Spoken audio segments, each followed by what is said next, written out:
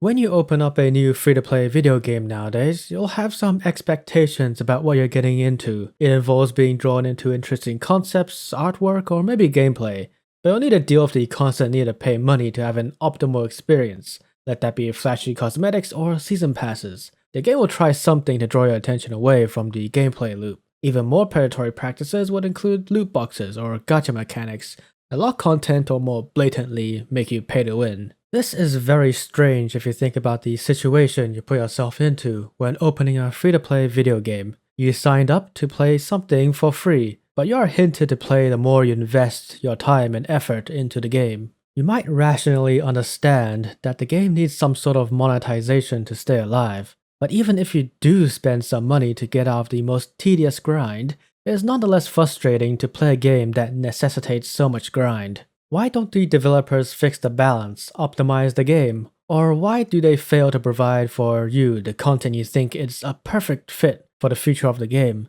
Now, why is this the case? Why can't we get what we want, even if we genuinely believe it would improve the game? Well, let me explore the player and developer incentives to show you the process going behind the developer's choice to content development. To start, I need to talk about the elephant in the room: money. Do you know how big the free-to-play market is right now? The video game market is worth $159.3 billion as of 2020, and according to Game Industry Biz in 2019, 4 out of every $5 spent on gaming goes to the free-to-play microtransactions. Even without the numbers, most of us here instinctually know that the most popular and profitable games in the market are made up of free-to-play already. It's not just a lucrative market anymore, but free-to-play games define the gaming market in the modern era. If you put yourself into the shoes of a businessman, the free-to-play model is the most ingenious idea created in the history of gaming. Free-to-play games give every gamer the ability to try a game they are interested in for free, with the caveat of a hidden price tag, depending on how much engagement you have with the game. Or in other words, the game as a service model segregates high and low paying players by letting the players evaluate their own willingness to pay for their entertainment. This is like giving a child something addictive for free, and then they come to you on their own initiative and become willing to pay for more. The longer a player enters and begins investing in a game, the more difficult it is to leave. The more addicted you are to the gameplay loop, the more you are willing to pay more. At some point after you spend your first dollar, the sunk cost fallacy comes into play. Depending on how much money you can freely dispose of, you can pay indefinitely for the foreseeable future, as long as you play the game. You might have been drawn in by the advertisements, but now your entertainment is dependent on a contract of mutual benefit. This is not necessarily a bad thing, but the developers can easily abuse your dependency to make more money. But my dear viewers, you must be smarter than this. I know you pay as little as possible and using your skills and dedication to the long grind. As a result, you could have overcome this payment barrier in one way or another. I won't judge because, like you, I've played my fair share of games and have become very much aware of this behavioral trap laid out by the developers. So why are we not getting the gameplay content we want from our favorite free-to-play game? You might have noticed the answer already, but let me strip everything down to the fundamentals. Following the 20/80 rule of thumb, we can expect nearly all games to have 20% of their gaming population paying for 80% of the game's income. This can be as extreme as 1% paying for 50% of the game's income. These are the so-called whales, those who are highly committed and are willing to pay generous amounts. This means most players who play the game and circumvent the free-to-play game's monetary incentives are being funded by these whales' generous donations. This makes these whales the main customers of the game, and as the saying goes, the consumer is king. If you're an average player playing a free-to-play game for free, the game developers are not incentivized to produce a product catered towards you and any other player who is unwilling to support the game. This is the curse of free-to-play games. A game where developers are incentivized to cater to those high spenders and not the average player. For developers who do not recognize this reality, they will face a problematic future. If the developers made an extremely enjoyable and consumer-friendly game, the game might receive much universal love and praise from the player base. But unbeknownst to the average player, the developers might be on the road to bankruptcy if they couldn't find a quick way to get the whales to pay an extraordinary price without the greater player community leaving. Or on the other hand, the game might be great initially, but they suddenly shift to a predatory cash grab experience to obtain the funds necessary to keep the game in development. In this case, the game might lose its reputation as a consumer-friendly game, as more money-grabbing strategies alienate the players. This might result in a decreasing player count, resulting in even more pay-to-win elements to keep the game alive. We have seen this happen so much, with a failing game desperately exploiting their veteran player base, until even they leave the game. This is the ultimate problem of free-to-play games. How much of the game development should be invested in casual players who think they are entitled to more than what they pay for? And how much goodwill can you exploit for money before players get frustrated and leave the game, dragging the top players with them? What is the balance between player satisfaction and a game's income?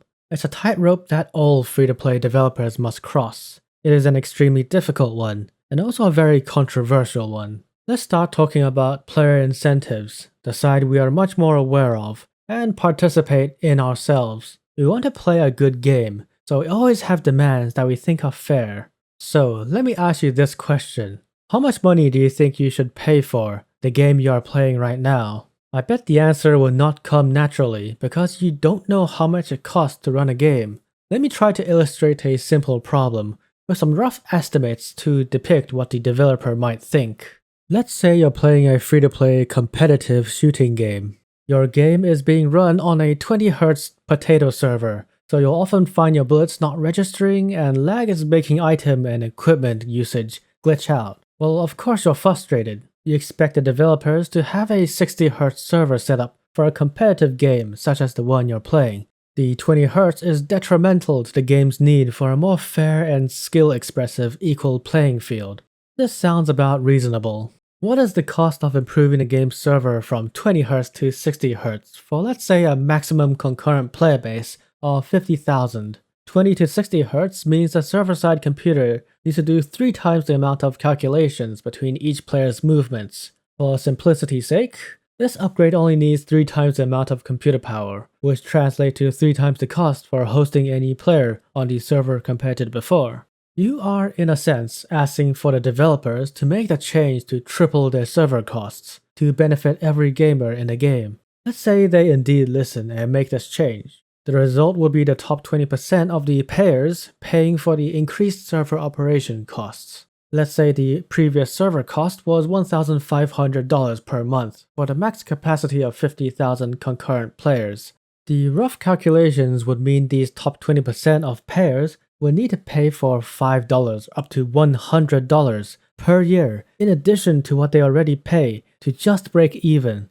This might sound like a small sum, but because the server upgrades benefit everyone, the highest players are not directly motivated to pay more, so the cost might come down to the average player, putting the game at risk of predatory monetary practices. Although this is only a very rough estimate, you can now see the problem of the developer looking at the layman's desires. Only when the developers think that the increase in server capacity would generate revenue will they seriously begin to consider the change. I would imagine the cost to be much higher developing a game to change the new servers, ironing out the possible bugs, and delaying content patches as well as the game itself for this transfer. At the end of the day, it will really depend on the coffers of the developers and how much of a priority it is for the game itself. Making small adjustments usually take much more effort than what the end user might realize, and I think I have illustrated how simple seeming demands could have great costs to the game. So what should the player demand? And how should we set our expectations? Should we demand changes by reasoning why it will make the game money, and how it is something the community at large is willing to pay for? Although this is a good start, that is never the best thing to talk about in a crowd of gamers that demand things that even they don't comprehend completely. That is why the developers have found a myriad of ways to ask for money discreetly in exchange for content. A roundabout way of illustrating this is how I'm going to ask you to press the thumbs up in the description for me, because it will buy me favors to the algorithm gods of YouTube. If you do this, the video will be promoted to more viewers, nudging me even closer to the 1000 subscriber goal and my long-term sought-after monetization status. Money really is the root of all evil, but it is tied to any sort of motivation, and anything free usually has a more insidious price tag behind it. That is the takeaway from this video. You've heard me talk extensively about how the curse of free-to-play games work in theory, so let me bring us down to a more relatable topic. Let me talk about the cases when games failed to find the right point between asking for money and providing the content players want. The following examples show how mistakes were made. Robocraft was an excellent game around 2014 to 2015. It had an experience like no other, with the freedom to create your vehicle with little boundaries and in a multitude of ways. You could have fun without the need to pay a single cent because your freedom was never restricted. This made the game extremely popular and beloved across the board, with a growing community dedicated to finding new ways to play and experiment in the game. But this was ultimately unsustainable. In an interview with the CEO of FreeJam, it was revealed that there was a massive problem with player retention, this being the number of players that continue to play after playing the game for the first time. In an attempt to increase retention, they dumbed down the creation system to make the game more accessible for newer players. This resulted in a backlash from the veteran player base, and a goal of higher retention was never achieved. This was the beginning of the end. FreeJam was a new company that had little experience with this type of game, so when they lost their high player growth, they had little money coming in to pay for the game. This led to the developers having to make the difficult choice to introduce some pay-to-play elements, because even though the game was still relatively popular and well received, the slow reduction of player numbers made the game development a challenge to pay for. As a result of their inability to turn the popularity into a dependable income stream to further improve the game, it became a downward spiral with each coming patch, always asking for more money from their dwindling player base. The modern version of Robocraft has loot boxes and a blatant lack of balance. As a result of years of patches trying to siphon money from the players, it reduced its physics system so the game could rent cheaper servers to run a game now with much fewer players than its heyday. Some might blame the developers for not listening to the veteran players, and some might attribute it to how the developers handled criticism by banning accounts. Although all of that was of great concern, I think it was the lack of good monetization methods that gave the developers little option but to reach out for what seemed like the best option in the short term. Blatant money grabs and power creep progressed to unsustainable levels, killing the player base and naturally the game itself. As the CEO said himself, the goal was always to succeed, but mistakes were made. If you want to see the interview in its entirety, the link is in the description below.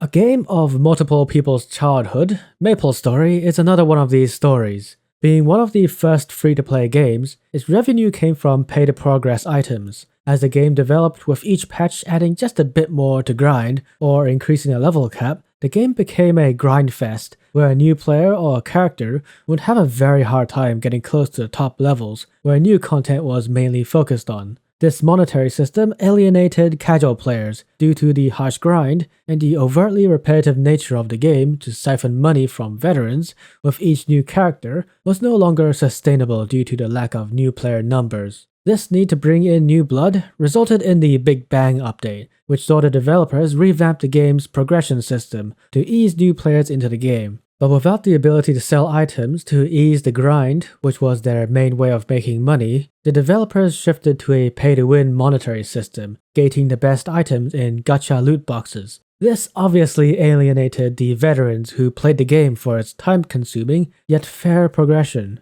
Unlike Robocraft, the developers quickly caught up to the community feedback, and the resulting reboot update broke back the progression system and dumped its pay-to-win aspects for its core player base. This continues to be the most popular server to this day, yet because of the change they introduced in the Big Bang, the problems that existed in the first place persisted, and the developers diverting effort to the new game MapleStory 2, MapleStory is very much a shell of its former golden age. So I just gave 2 examples of games failing to provide for their players. Is it really that hard to find a balance between income and gameplay? What are the considerations going behind developers of free-to-play games? Let me explain. Other than content updates, they need to keep a server for hosting their games. consider anti-hacking, and consumer support to keep the game running. But I'm sure you're not here to listen to me talk about the details, so let me reveal to you the troubles using this simple calculation. Most of us should know about Genshin Impact, the Breath of the Wild copy, but with an anime skin.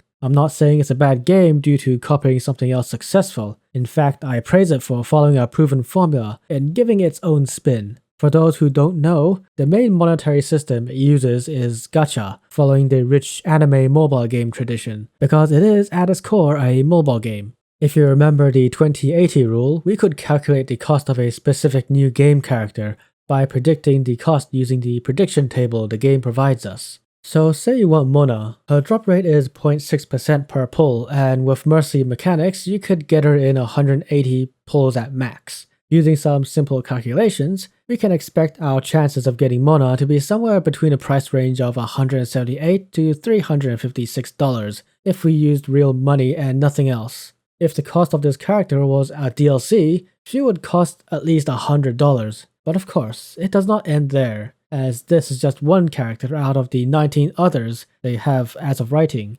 If you had an infinitely deep pocket and perfect luck, to get one of each character, you need at least $3,386. But if you get duplicates, that's another potential $1,000 in cost. This illustrates how much smarter free-to-play monetary schemes have become to get you to pay more. They are switching real money to an intermediary in-game currency, not once, but 3 times. Only then do you get a randomized roll. The true price of something is hidden from plain sight. It is only if you pay for the rolls, did the calculations yourself, or look at internet guides will you find the true price of these products. Fortunately, this does not sour the experience of free-to-play players too much, as a casual player would be happy not knowing this existed, much like how you can benefit from all you can eat in the casino without gambling. By stripping the cover of the gacha to a single number price tag, that being $180 for one character, and the entire cast being at least $3,000, it shows how much effort was put inside the mechanic to hide the price tag from the player. If you put this number in front of any sane gamer, like the money you could lose to a lottery, there could be an outcry, because getting these characters was what made them enter and start playing the game in the first place.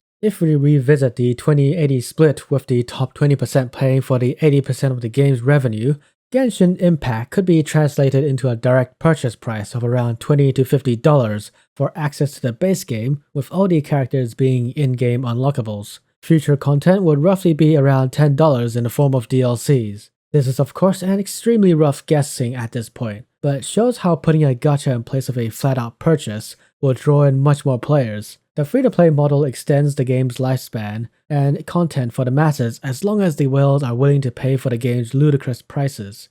Ideally, you're giving the player a choice of passage like an airplane ticket. It is free to experience the ride, but to really go forward into the business class, you need to pay a premium price for the service. But even Genshin is not perfect. At the time of writing, the first anniversary fiasco happened due to a lack of in-game rewards. The player base found the rewards so lacking that the players took to review bomb the game. This happened precisely because of how expensive the gacha is, and there is always a limit to how much a player can cope with it. This is the curse and blessing of free-to-play games. They are as accessible as a game can be, yet they need a system in place to make money from their top-paying players, which will damage the game's integrity in some way. This is a tightrope with bankruptcy on one side and mass player dissatisfaction on the other. How is it possible to respect the player yet ask for their money to pay for the continuation of your game? This topic is inherently a complex one, and finding a single solution to the entire problem might be a fool's errand. Trying to explain the design problems of free-to-play game design is one thing, but trying to find a solution is another. In the following video, as a part of the free-to-play game analysis series, I'll be going over all the types of monetary systems that developers have come up with to overcome this problem. I'll be ranking them based on their value to the player, harm done to the game, how much they increase the game's depth, and whether it damages the user experience. Some systems are much more harmful than others, and generally, the better ones are a lot less noticeable and much more complex to implement correctly. I'll link the video on the end screen when it comes out, but if it isn't there, you're welcome to leave a like and subscribe for the update. This was Alan Apogee, and I invite you to talk about what you think in the comments below, and see you in the next one.